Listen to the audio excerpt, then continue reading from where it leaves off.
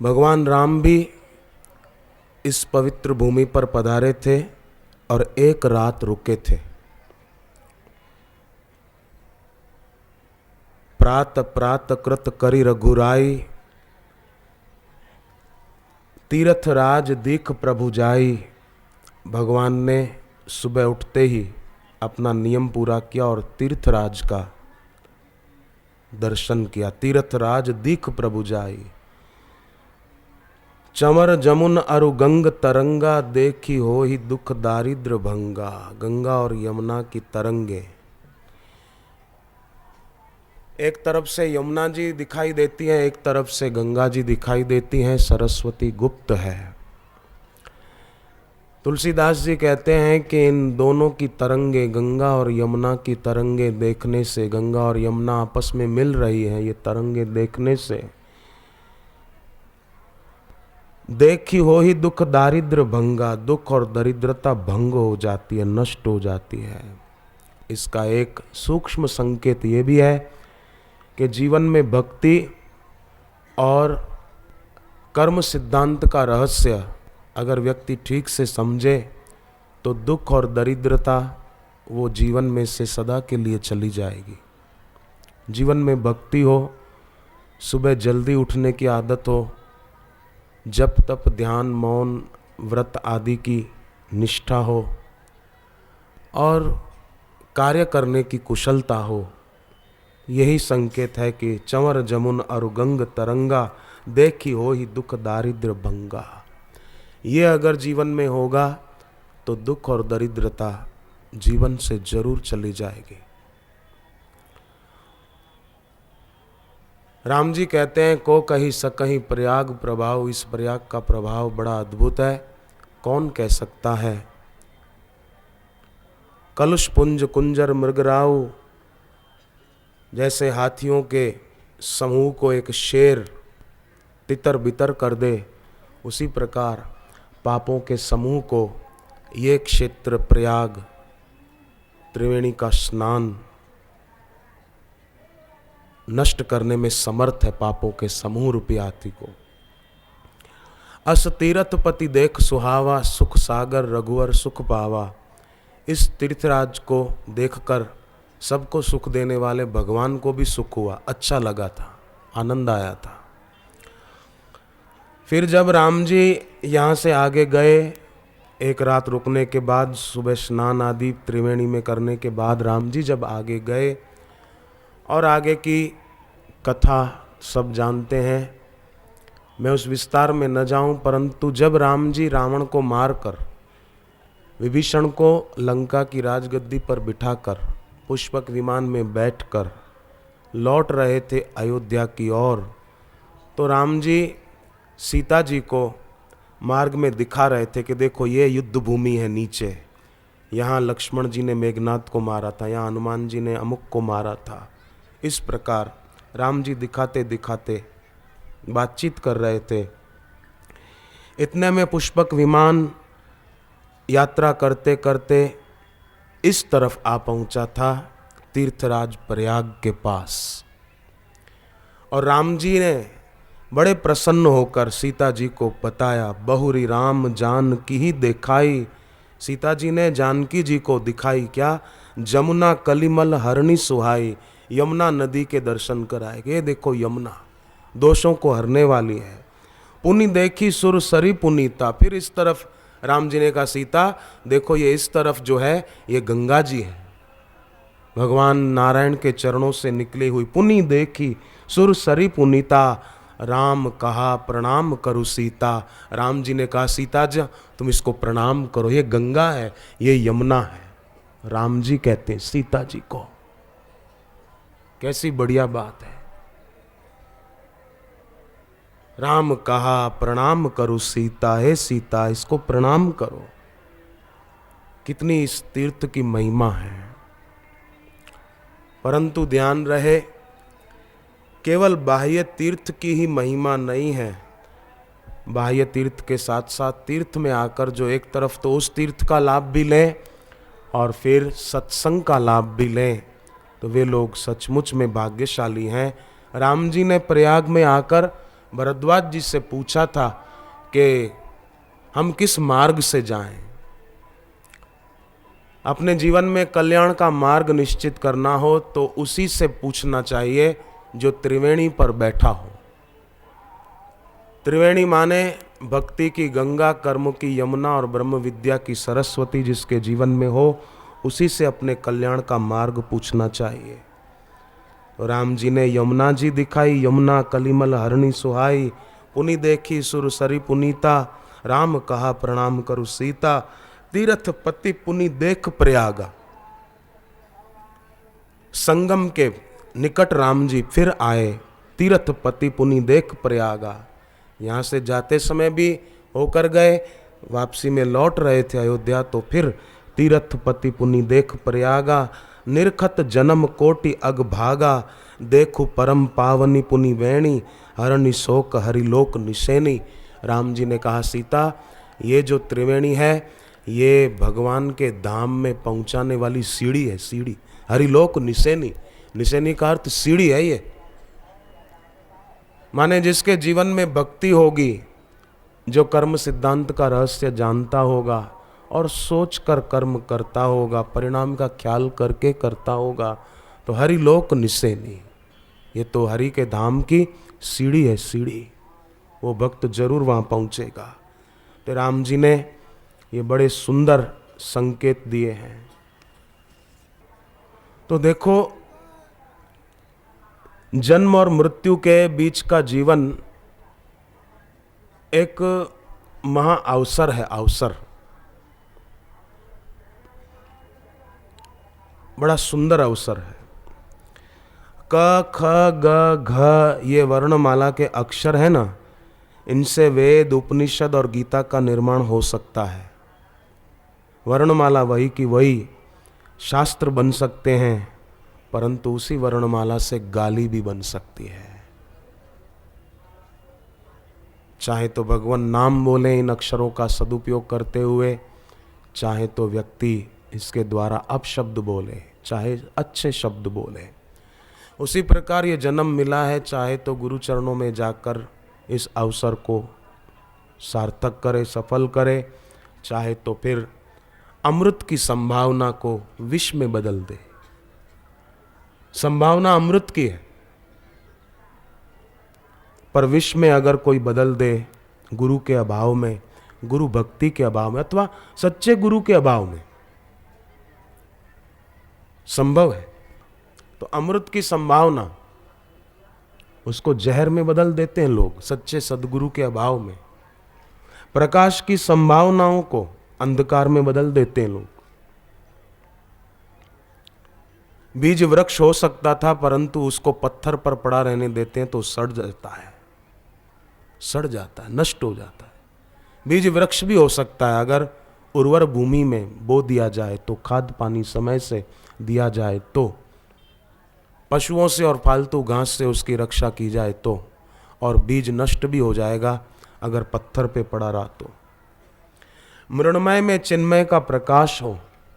ये शरीर मृणमय है, मिट्टी का है, पंचभूतों का है, इसमें चिन्मय का, ईश्वर का प्रकाश हो, तभी इस अवसर को जो जीवन मिला है सफल माना जाएगा। वो कहानी आपने सुनी होगी कि कुंभार गधे लेकर गया जंगल में, उसको एक चमकीला पत्थर था तो हीरा, पर उसको पता नहीं था कि ये हीरा है। चमकीला पत्थर समझ के गधे के गले में बांध दिया। रास्ते में मिला जौहरी, कहा कि ये मेरे को देगा 5 रुपए में। कुंभार राजी हो गया, सोचा कि दे दूं, पर बोला नहीं नहीं, बोले 10 रुपए में दूंगा। जौहरी ने सोचा इसको कुछ पता है नहीं, ये कितना कीमती, 10 रुपए में राजी हो रहा है। बोले नहीं नहीं 5 रुपए में।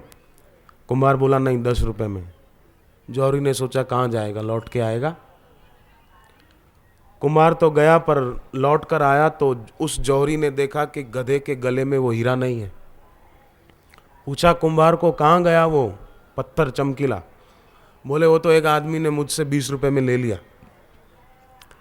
अरे बोले पागल आदमी, 20 रुपए का नहीं था, वो लाख रुपए का हीरा था और तूने 20 रुपए में दे दिया, तू मूर्ख है।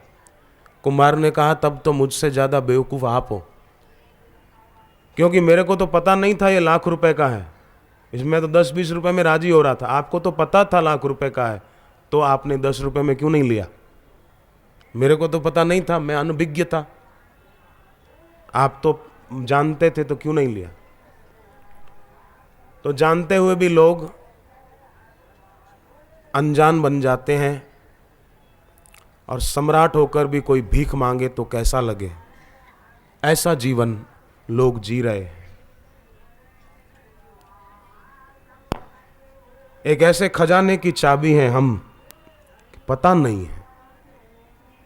सम्राट होकर भिक्षुक का कार्य कोई करे, कितना दुख हो। दूसरा एक आदमी नदी किनारे पहुंचा, सुबह थोड़ा जल्दी पहुंच गया था, सूर्योदय का इंतजार कर रहा था। इतने में पास में एक थैला दिखाई दिया।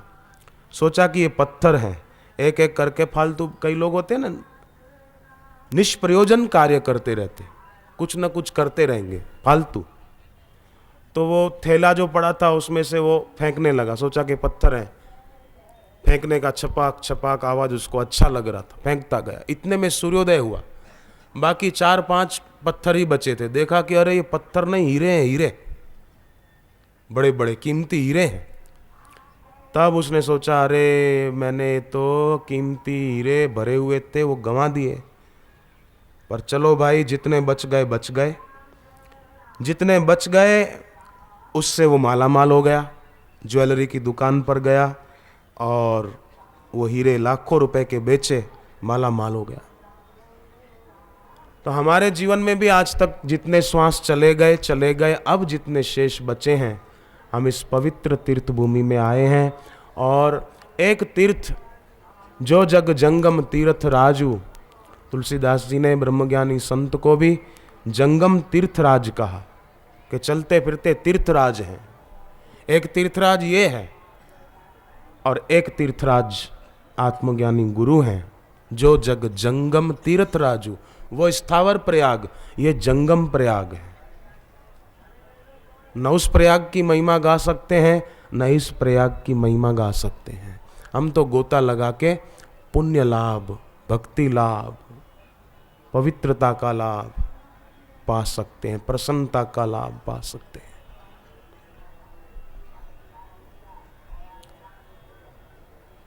हमारे हाथ की बात है, चाहे तो संभावना जो अमृत की है तो अमृत पाले।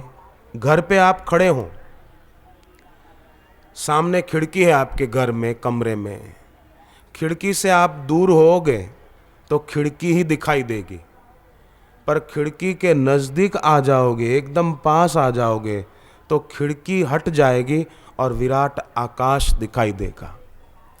उसी प्रकार श्रद्धा भक्ति के माध्यम से अपने गुरुदेव के निकट आ जाएंगे दिल से, तो पता चल जाएगा कि गुरुर ब्रह्मा गुरुर विष्णु गुरुर्देवो महेश्वरा गुरुर साक्षात परब्रह्म तस्मै श्री गुरवे नमः। नज़दीक आएंगे तो विराट आकाश दिखाई देगा, जिसकी कोई सीमा नहीं है। आकाश की कोई सीमा है? नहीं है। उसी प्रकार इनकी भी कोई सीमा नहीं है, परंतु अज्ञ लोग बेचारे जानते नहीं तो लाभ उठाने से वंचित रह जाते हैं। आत्मज्ञानी महापुरुषों के वचनों पर आधारित जो सार गर्भित साहित्य होता है, उसमें 4 बातें होती हैं। एक तो बात होती है ग्रंथ का विषय, दूसरी बात होती है ग्रंथ का प्रयोजन, तीसरी बात ग्रंथ के अधिकारी, और चौथी बात ग्रंथ का संबंध। अब ध्यान देना, ग्रंथ का विषय माने जिससे सबका मंगल हो जाए, सबका कल्याण हो जाए, वो सब बातें लिखी हुई हो। तो बापूजी का जो साहित्य है, जो ऋषि प्रसाद है, उसमें सबका कल्याण कैसे हो, वैसी बातें ही लिखी हुई है। ज्ञान की, ध्यान की, भक्ति की, योग की, कर्म के सिद्धांत की, वो सब बातें लिखी हुई है। तो ये ग्रंथ का विषय है, पहली बात है ना, सबका उद्धार हो, कल्याण हो, मंगल हो जाए। दूसरी बात है ग्रंथ का, बापूजी के साहित्य का प्रयोजन, माने बापूजी के साहित्य का प्रयोजन यह है कि सबको संसार के विषय विकारों से, भोगों से वैराग्य आ जाए और इसी जन्म में परमात्मा का साक्षात्कार हो जाए। ये है प्रयोजन। बापू जी के साहित्य का प्रयोजन ये है, भोगों से वैराग्य और ईश्वर साक्षात्कार, ये ग्रंथ का प्रयोजन। और तीसरी बात, अधिकारी। जो भी भाई, जो भी बहन इसी जन्म में मुक्ति चाहते हैं, कल्याण चाहते हैं, अपना उद्धार चाहते हैं, 84 लाख योनियों की भटकान से छुटकारा चाहते हैं, वो सभी भाई, वो सभी बहनें इस साहित्य के अधिकारी हैं। इसको पढ़कर अपना उद्धार कर सकते हैं, अधिकारी हैं। और संबंध, चौथी बात, माने प्रतिपाद्य और प्रतिपादक। जो विषय समझाया जाता है वो प्रतिपाद्य कहलाता है। सत्संग की बापू जी की जो पुस्तकें हैं, गुरुदेव के वचनों पर आधारित जो भी साहित्य है, तो उसमें जो विषय समझाया गया वो प्रतिपाद्य है, और जो समझाने वाला होता है वो प्रतिपादक होता है। तो खास बात यह है कि सबका कल्याण कैसे हो, यह गुरुदेव के साहित्य का प्रतिपाद्य विषय है। कल्याण कैसे हो जाए, इसी जन्म में मोक्ष कैसे हो जाए, और अपने उद्धार की युक्तियां भी बताई गई है कि ऐसा करें, ये करें, है ना, मनोनाश, वासनाक्षय आदि आदि जो बातें बताई गई है। यहाँ ऋषि प्रसाद में कई बार छपती हैं बातें अपने कल्याण की। द्वादश योग के बारे में एक बार छपा था, उपाय योग, अपाय योग, आहार योग, संहार योग, मनोयोग, निश्चय योग आदि आदि, ये जो छपता रहता है। तो अपने उद्धार की, अपने कल्याण की ये युक्तियां हैं। ये जीवन सचमुच बड़ा अनमोल है।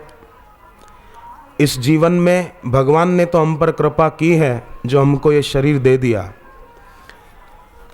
और जो इच्छा करहूँ मन माही, हरि प्रसाद कछु दुर्लभ नाही। अगर हम दृढ़ हो जाएं तो और भी बहुत कुछ हम पा सकते हैं। तो ईश्वर ने हम पर कृपा की है, और गुरुदेव ने भी कृपा की है, दीक्षा दी है, सत्संग देते हैं, अपना समय देते हैं। तो ईश्वर ने भी कृपा की है, गुरुदेव ने भी कृपा कर दी है। अब करना यह है कि हम अपने आप पर कृपा करें, ये खास बात है। हम लोग अगर अपने आप पर कृपा नहीं करेंगे, हम अगर एक दूसरे के प्रति आकर्षित होंगे, या राग द्वेष होगा, लड़ाई झगड़ा होगा, तो फिर कैसे काम चलेगा। आप सोचो, आत्मनो गुरुर आत्मैव, अपने आप का गुरु भी बनना होगा।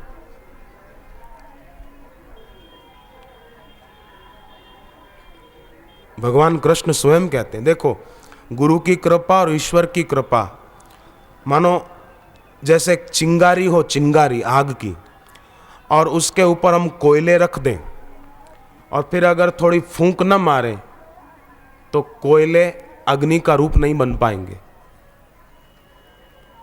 दाहिका शक्ति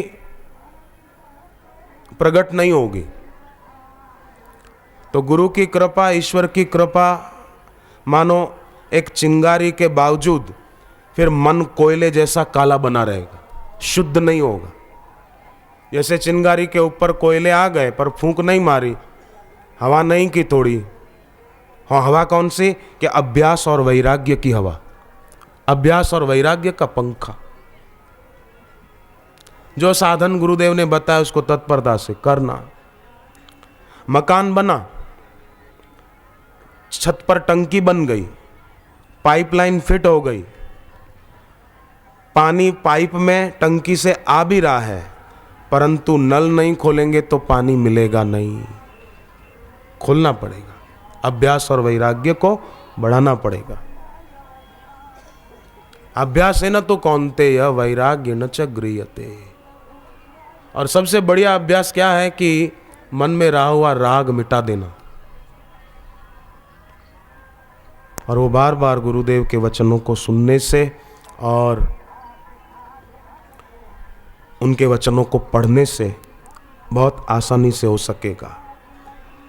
देखो, कई लोग जो भोगी होते हैं ना, मैंने ध्यान से सुनना भाई भी, जो भोगी विकारी होते हैं ना, वासना के उसमें उलझे हुए संसारी लोग, वो भक्तों को निकम्मा मानते हैं। कह रहे ये तो निकम्मे, अब पागल है, क्यों शिविर में जाते, अभी तो जाके आए, अब फिर जा रहे हैं। अभी पिछले महीने तो गए थे, अभी फिर क्यों जा रहे हैं? उत्तरायण पर तो अहमदाबाद गए थे, अभी फिर इलाहाबाद क्यों जा रहे हैं? तो भोगी लोग होंगे, वो थोड़ा ऐसा ऐसा बोले, हो सकता है। भक्त को निकम्मा मानने वाले भूल में हैं, पर भक्त को चाहिए कि भक्ति के नाम पर निकम्मा ना बने। निकम्मा मानने वाले मिलेंगे, पर भक्त भक्ति के नाम पे निकम्मा ना रहे। पुरुषार्थी हो भक्त, उत्साही हो, आलसी ना हो, सेवा के लिए साधना के लिए तत्पर हो, और नम्र हो जीवन में, अकड़ू ना हो, जहां तहां झुकता भी ना फिरे, अपने गुरु में निष्ठा रखे और अकड़ू भी ना बने, जिससे भिड़ता रहे। वृक्ष का तना होता है ना, वृक्ष का तना वो अकड़ा होता है, पर शाखा झुकी हुई होती है तो फूलों से और फलों से लद जाती है। तना अकड़ा होता है तो वो ऐसा ही रहता है, और शाखाएं झुक जाती है तो फूल फल उसमें आ जाते हैं। तो ये जो मार्ग है जिस पर हम सब साधकों ने कदम रखे हैं, तुलसीकृत रामायण में आता है, अति हरि कृपा जाहि पर होई, पांव देहि एहि मार्ग सोई। जिस पर भगवान की अति कृपा होती है वही इस मार्ग पे कदम रख पाता है, सब नहीं रख पाते। पूरा इलाहाबाद थोड़ी आया यहां पर, पूरा उत्तर प्रदेश तो थोड़ी आया है, आए भी कैसे? अति हरि कृपा, जिस पर भगवान की अति कृपा होती है, जिसका कल्याण करने की भगवान के मन में बात जम जाती है कि इसका उद्धार मेरे को इसी जन्म में करना है, तो भगवान उसको पहुंचा देते। अति हरि कृपा जाहि पर होई, पांव देई एहि मार्ग सोई। वही इस मार्ग पर पांव रख सकता है। तो आप और हम सभी भाई बहनें एक बात तो पक्की कर लें कि हम पर अति कृपा है, इसलिए उन्होंने हमारे को इस मार्ग पर चलने की प्रेरणा दी है। अब हम क्या करें? जो काम पार्वती जी ने किया, जो काम शबरी जी ने किया, वो कर दें बस। पार्वती जी ने गुरु वचनों पर विश्वास किया, शिव जी मिल गए। शबरी ने गुरु वचनों पर विश्वास किया, राम जी मिल गए। दृढ़ता पूर्वक, और भी पूर्वक के कई भक्त हुए हैं जिन्होंने विश्वास किया। तो उन भक्तों ने, पार्वती माता ने, शबरी जी ने प्रेरणा दी है कि दृढ़ता से अपने गुरु की बताई साधना में लगे रहो, लगे रहो। कई लोग तो लग भी नहीं पाते, ठीक है, सब लोग जो लगते हैं और दृढ़ता से चल नहीं पाते, पर उनको होता तो है ना कि मेरा मन साधना में लगता नहीं, लगाना चाहते हैं पर लगता नहीं है। एक तो वे होते हैं जो लगाते ही नहीं है, एक वो होते हैं जो लगाना चाहते हैं पर लगता नहीं है। जो लगाते ही नहीं है वो ईश्वर के मानो कोप भाजन बनते हैं। उनको गीता के 3 अध्याय में चोर कहा भगवान ने, चोर है वो। और जो लगाना चाहते हैं पर लगता नहीं है, उन पर भगवान बड़े राजी होते हैं कि कितने अच्छे हैं, इनका उद्देश्य कितना बढ़िया है। ये मन लगाना चाहते हैं पर मन लग नहीं रहा है, ये खुद कितने अच्छे हैं। तो भगवान तब बहुत प्रसन्न होते हैं। शंकराचार्य आदि जगत गुरु 8 साल की उम्र थी और उनको सन्यास लेने की इच्छा हो गई। बोलो, आज तो 80 साल के हो जाते हैं पर घर छोड़ने की इच्छा नहीं होती। बेटा कहाँ गया, बेटी कहाँ गई? बेटी शिविर में गई। क्यों गई? कब आएगी? अब बूढ़ा है दादा, बेटा या बेटी शिविर में गए तो कब आएगा? उसको फोन करो जल्दी आ जाए। एक बूढ़ा आदमी एक संत के पास गया और डांटने लगा, संत को, महाराज आपने ठीक नहीं किया, मेरे बेटे को आपने जवानी में भक्ति का रंग लगा दिया, वो आपके चरणों में आ गया, आपके पास रहने लग गया, ये ठीक है क्या? उसकी ये उम्र है साधना करने की और माला लेकर जप करने की, एकांत में रहने की? ये उसकी उम्र है? तो संत ने बड़ा प्यारा उत्तर दिया, बोले उसकी उम्र नहीं है तो तुम्हारी तो उम्र है, तुम आ जाओ। 8 साल की उम्र थी आदि जगत गुरु शंकराचार्य जी की। 8 साल की उम्र में सन्यास लेने की इच्छा हो गई और आज 80 साल के हो जाते हैं, पर पैसा मेरा परमेश्वर, पत्नी मेरी गुरु, बच्चे मेरे शालीग्राम, पूजा किसकी करूं? होता ही नहीं। 80 साल के हो जाते हैं, 55 के हो जाते हैं, बचपन नहीं जाता। वही जैसे बच्चा चॉकलेट के लिए और लॉलीपॉप के लिए लालायित रहता है, ऐसे ही दुनिया की चीजों के लिए ही लालायित बने रहते हैं। खुद भी और दूसरों को भी उसी मार्ग पे घसीटते हैं।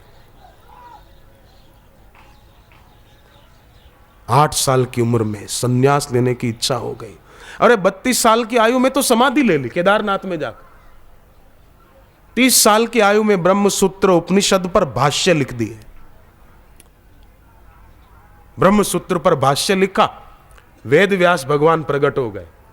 16 साल की आयु में शंकराचार्य जी के आगे व्यास भगवान प्रकट हो गए और कहा आपकी 16 साल आयु और होगी। नहीं तो वो शरीर छोड़ रहे थे। आदि शंकराचार्य 16 साल की आयु में शरीर छोड़ रहे थे। वेद व्यास जी ने कहा नहीं, 16 साल और। मैं बहुत प्रसन्न हूं। वेद व्यास जी बहुत राजी हो गए थे। तो इतनी छोटी आयु में ब्रह्मसूत्र उपनिषद गीता इन पर भाष्य लिखे। 300 साल की आयु में भी लोग न कर पाए वो कार्य उन्होंने अल्प आयु में ही कर दिए। स्वामी विवेकानंद ने, स्वामी राम तीर्थ ने, कितनी संत ज्ञानेश्वर जी ने कितनी छोटी आयु में वो काम किए जो भुलाए नहीं जा सकते। पूज्य बापू जी ने 10 साल की आयु में तो वो माई को आशीर्वाद दिया कि जाओ तुम्हारे बेटे लौट कर आ जाएंगे जेल से, निर्दोष छूट जल्दी आएंगे। वो 10-11 साल की आयु थी बापू जी की, तब की बात है। और वो बेटे घर आए, माँ भागी, आंसू मल के पांव लागी। तो आजकल तो वृद्धावस्था में भी लोगों का चित्त ना समझ अज्ञानी का चित्त बना रहता है। जैसे अज्ञानी मूढ़ का हो ना, ऐसा 80 साल की उम्र में भी बना रहता है। 70 साल वृद्धत्व, 60 साल के बाद वृद्धावस्था शुरू हो जाती है। 5 साल तक बाल्यावस्था, 5 से 15 तक किशोर अवस्था, 15 से 45 साल तक की उम्र युवावस्था, 45 से 60 साल तक की उम्र मध्यावस्था, 60 के बाद वृद्धावस्था है। तो लोग वृद्धावस्था में भी अज्ञानी मूढ़ बने रहते हैं। अब देखो, ध्यान देना, हमारे और आपके कई जन्म हुए हैं। ये बात आप मानते हैं? कई जन्म हुए। कई जन्मों में हो सकता है हमने सांसारिक भोग भोगे हों, और हो सकता है हमने भक्ति की हो, साधना की हो, कोई सेवा की हो, कोई परोपकार का काम भी किया हो सकता है। तभी तो इस जन्म में हमको ये रुचि हुई है कि हम इस मार्ग पर चलें। तभी तो ईश्वर की कृपा हुई कि ये थोड़ा चले हैं, और थोड़ा धक्का लगेगा तो पहुंच जाएंगे, है ना। तो कई जन्मों में हमने किया है। अगर सही जीवन इस जन्म में व्यक्ति जिया है तो 8 साल की उम्र में भी शंकराचार्य की तरह संन्यास लेने की इच्छा होगी। मुझे कई साधक बताते हैं कि हमारे छोटे छोटे बच्चे जिद करते हैं कि नहीं, हमको दीक्षा दिला दो, हमको दीक्षा दिला दो। छोटे बच्चे जिद करते हैं। 6 साल की बच्ची जिद करती है मेरे को दीक्षा लेनी है।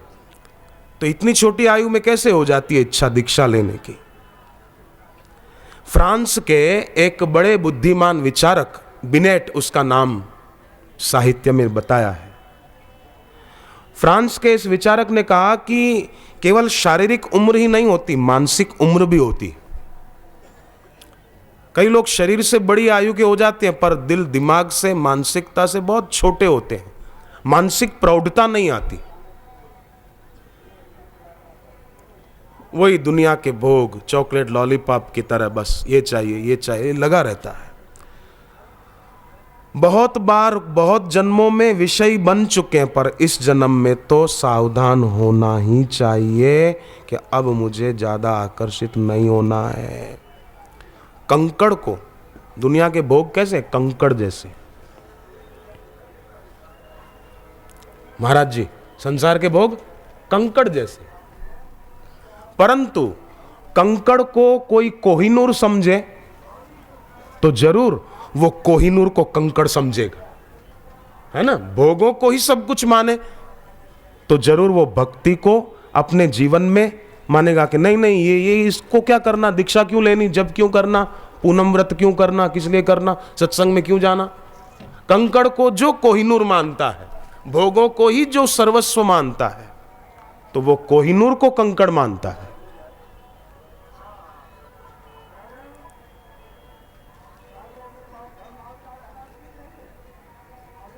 प्लास्टिक के फूलों को असली फूल मान लिया। गत्ते की नाव को मानो कोई तारणहारी नाव मान ले तो कैसे काम चलेगा।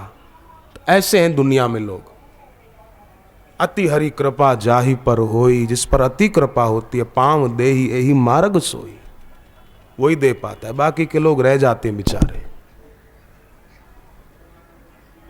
खाली हाथ आए, खाली हाथ चले जाते हैं।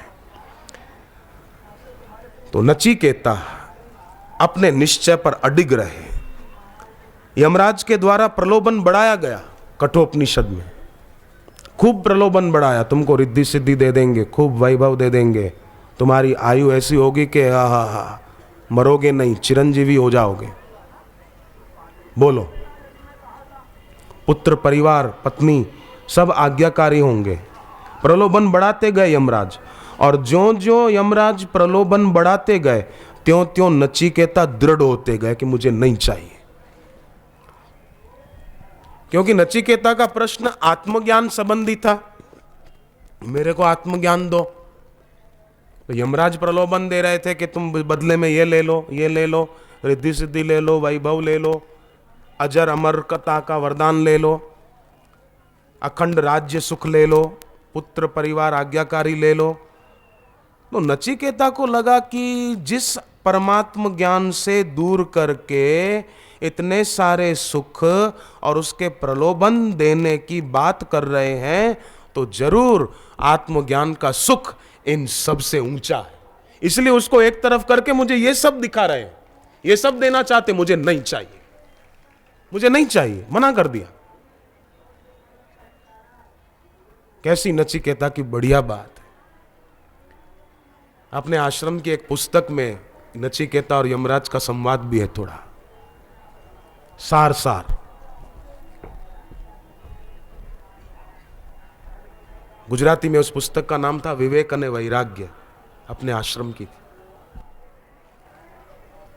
बहुत सुंदर।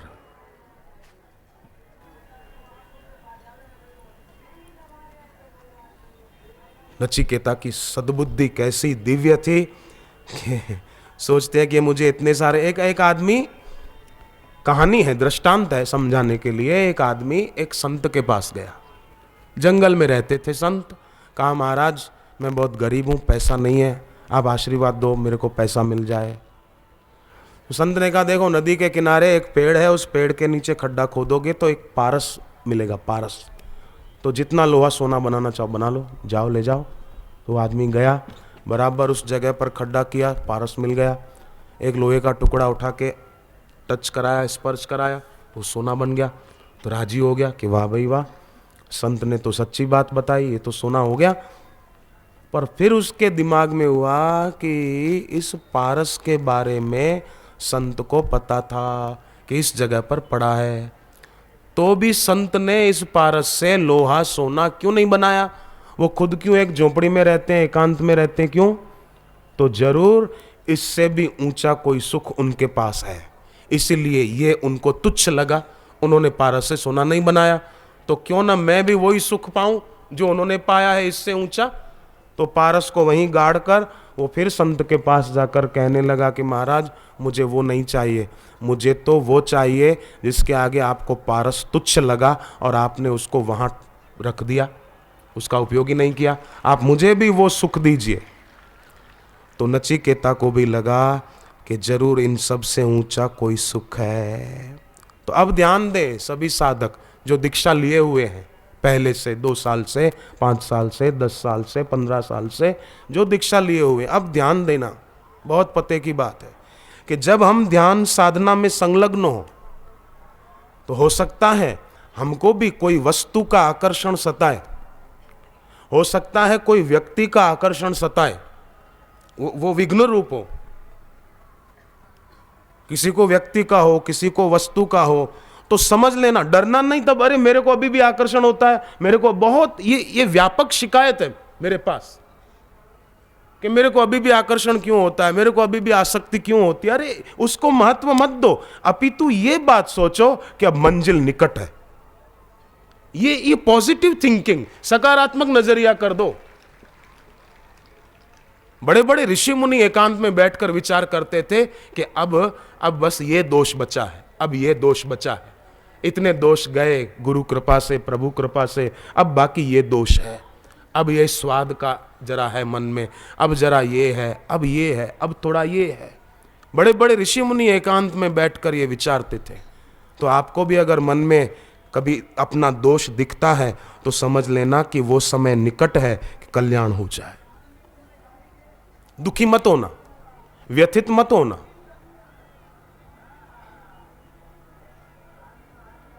वेदना वेद को जन्म दे सकती है। वेदना, दोषों की वेदना बड़ा काम कर देती है, पर लोग दुखी हो जाते हैं, उल्टा थोड़ा थोड़ा थोड़ा चूक जाते हैं। दुखी नहीं होना, बस प्रेमी बनना। अंधेरा कभी रोशनी में प्रवेश नहीं कर सकता। दुखी हृदय से उठी हुई पुकार प्रकाशमान लोकों तक कभी नहीं पहुंचेगी। देवो भूत्वा देवम यचेत। तो नचिकेता कहते हैं, यमराज, क्षण भंगुर भोग और उनसे मिलने वाला क्षणिक सुख वो हमारी इंद्रियों के तेज को क्षीण कर देता है। इसीलिए आप मुझे उन भोगों के तरफ न भेजिए।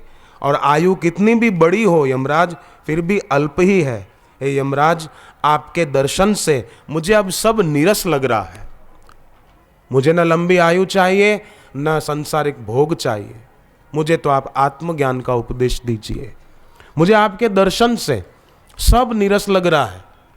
और यमराज मृत्यु के देवता हैं। सचमुच जो आदमी पक्का कर लेता है कि ये शरीर मरने वाला ही है, सचमुच उसको फिर भोग अच्छे नहीं लगते हैं, उसको भक्ति अच्छी लगती है। भगवान बुद्ध भी कहते थे और बापू जी भी कहते हैं कि भीतरी उपेक्षा आवश्यक है। इनडिफरेंस, भीतरी उपेक्षा। लोग क्या करते हैं, ध्यान देना, जो मन में चलता होता है ना, अच्छा या बुरा, उसमें देखो, या तो लोग उसके पक्ष में हो जाते हैं या विपक्ष में हो जाते हैं। मन में कोई अच्छी बात आई तो उसके पक्ष में हो जाते हैं, कोई बुरी बात आई तो उसके विपक्ष में हो जाते हैं। अरे ऐसा ऐसा, नहीं नहीं नहीं नहीं।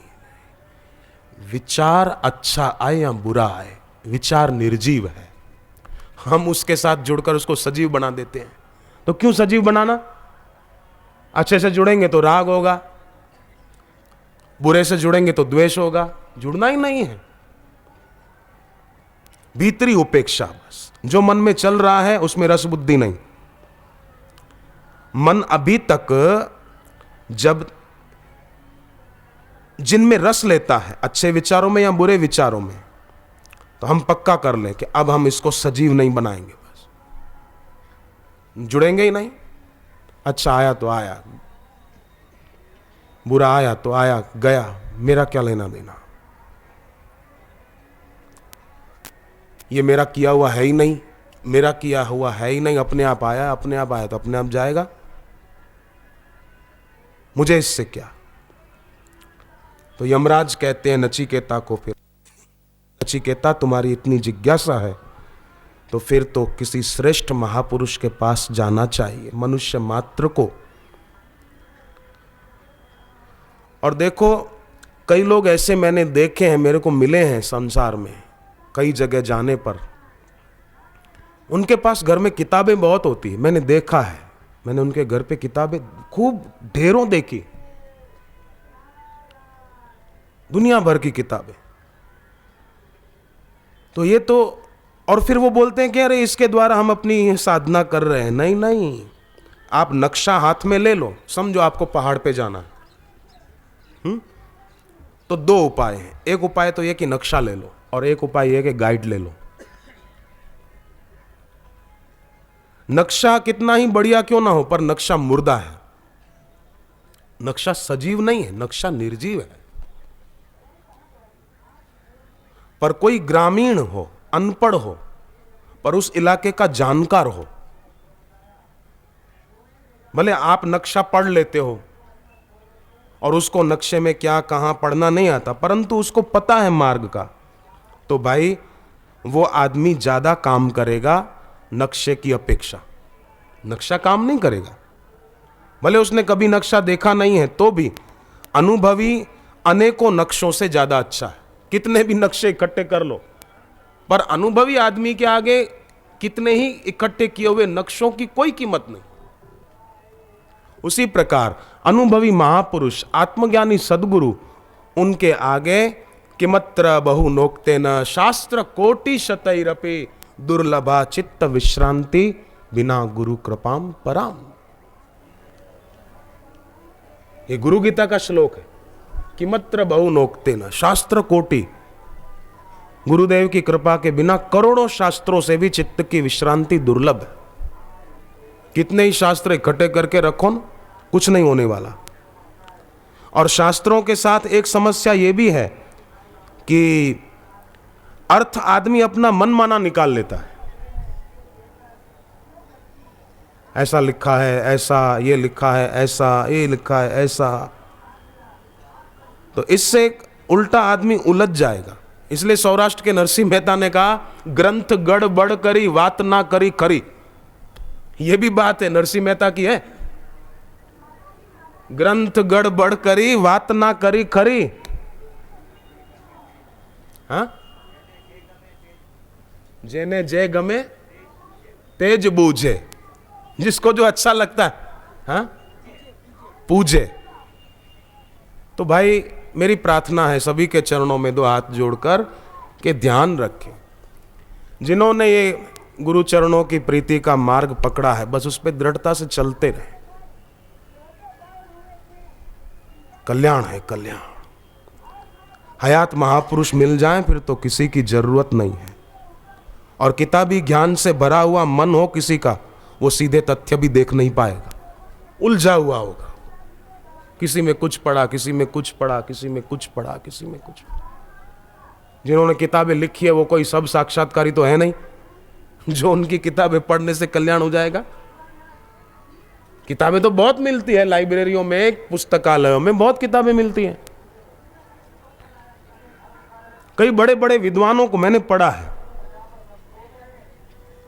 मैं देखो उसका मतलब ये नहीं कोई बोले कि हाँ आप भी पढ़ते हो तो हम भी पढ़े, तो मैं बहुत जिम्मेदारी से मेरी उससे पढ़ता हूं। परंतु मैंने ये बात देखी है कि बड़े बड़े विद्वान भी कहलाने वाले बेचारे उलझे हुए हैं, सुलझे हुए नहीं। फिर मुझे नरसिंह मेहता की बात सच्ची लगती है, ग्रंथ गड़बड़ करी वात ना करी करी। इसलिए मैंने पहले कहा कि आत्मज्ञानी महापुरुष का साहित्य, रामकृष्ण परमहंस हैं, गुरु नानक देव हैं, स्वामी राम तीर्थ हैं, ये आत्मज्ञानी महापुरुष हैं। और पूज्य बापू जी का साहित्य तो कहना ही क्या। तो यमराज इसीलिए कहते हैं नचिकेता को कि जो जीवित शास्त्र हैं, सदगुरु शास्ता जीवित हैं, उनके पास जाओ। मनमानी साधना करके ईश्वर प्राप्ति करने की सोचना ये तो ऐसा है कि दवाखाने में गए और अपने ही हाथों से दवा मिक्स करके पीने लग गए। अरे क्या करते हो? डॉक्टर ने बोला अरे क्या करते हो? बोले मेरे को बीमारी का पता है, मेरे को क्या बीमारी है इसलिए मैं दवा लेकर पी रहा हूं।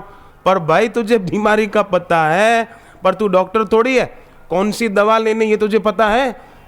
बोले ये तो पता नहीं है। पता नहीं तो फिर कैसे दवा ले रहा है? बीमारी नहीं जाएगी, बीमार चला जाएगा, बीमार चला जाएगा।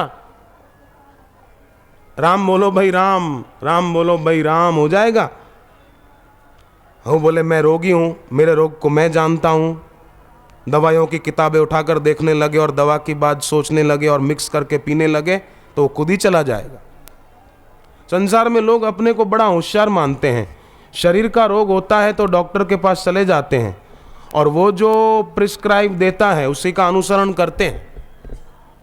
परंतु मन उससे भी ज्यादा सूक्ष्म है और मानस रोग जो है, काम विकार, क्रोध विकार, लोभ विकार, ईर्ष्या, द्वेष आदि ये जो मानसिक रोग हैं, उनके निराकरण हेतु किसी महापुरुष से, आत्मज्ञानी गुरु से प्रिस्क्रिप्शन नहीं लेते।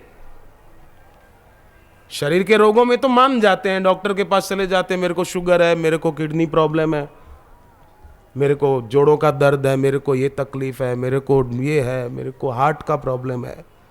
परंतु मानसिक रोगों के निराकरण हेतु भी सदगुरु से ही प्रिस्क्रिप्शन लेनी चाहिए।